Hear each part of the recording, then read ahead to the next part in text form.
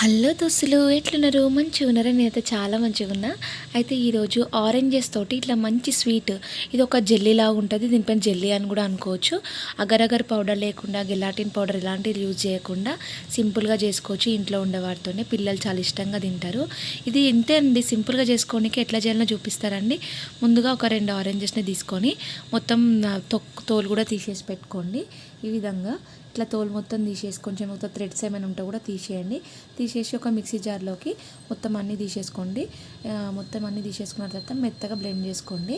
దాన్ని ఇట్లా ఈ రకంగా లిక్విడ్ లాగా చేసుకున్నాక ఒక స్ట్రైనర్ తీసుకోండి, ఒక జాలి తీసుకొని గ్రైండ్ చేసుకున్నదంతా దాంట్లో వేసి మొత్తం స్పూన్ తోటంతా ఇట్లా అంటే పైనది ఏమైనా ఉన్నా పైనకు వచ్చేస్తుంది.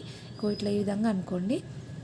ఒక గిన్నెలోకి మొత్తం పెట్టుకున్న తర్వాత ఒక చిన్న గిన్నెలోకి కొంచెం లిక్విడ్ పక్కన తీసి దీనికి మనము కస్టర్డ్ పౌడర్ యాడ్ చేయడానికి.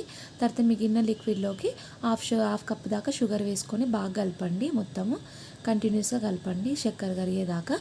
కరిగిన తర్వాత స్టవ్ పెట్టుకొని మొత్తం చక్కెర అంతా కరిగేదాకా బాగా కలుపుతూనే ఉండాలి. ఫస్ట్ టైం కనుక నా ఛానల్ చూస్తున్నట్టయితే తప్పకుండా సబ్స్క్రైబ్ చేసుకోండి దోస్తులు.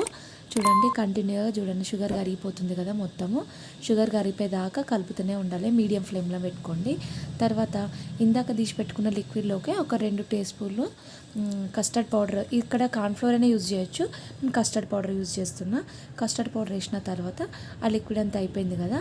మళ్ళీ ఒకసారి ఇందాక మనం పొయ్యి మీద పెట్టుకున్నంత చూద్దాము. చూడండి, కంప్లీట్గా షుగర్ కరిగిపోయిన తర్వాత ఇందాక మనం కలిపి పెట్టుకున్నాం కదా కస్టర్డ్ పౌడర్ లిక్విడ్, దాంట్లో వేసి కలపండి. ఇది అంతా కంటిన్యూగా కలుపుతూనే ఉండాలి, లేదంటే అడుగు పట్టిందంటే మళ్ళీ టేస్ట్ మారిపోతుంది. కాబట్టి కంటిన్యూగా కలుపుతూనే ఉండాలి. ఒకవేళ మీకు ఇంకా థిక్ బ్యాటర్ రాలేదనుకోండి, ఇంకొక స్పూన్ కలుపుకొని వేసుకోండి కస్టర్డ్ పౌడర్ని.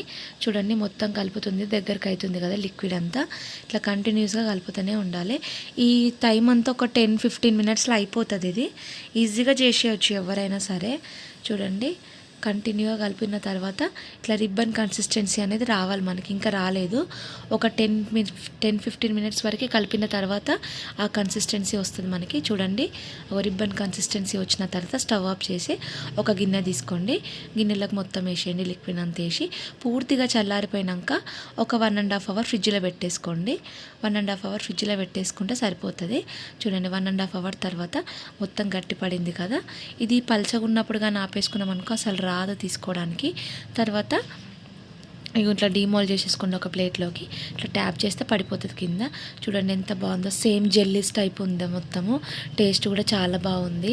అయితే చూడండి, ఇట్లా కట్ చేసుకోండి. తర్వాత కట్ చేసుకున్న తర్వాత లాస్ట్కి కొద్దిగా షుగర్ యాడ్ చేసేసుకొని తినేయడమే. ఇంతే అండి, సింపుల్గా ఎవరైనా చేసుకోవచ్చు. మీకు నచ్చిన షేప్లో కూడా కట్ చేసుకోవచ్చు.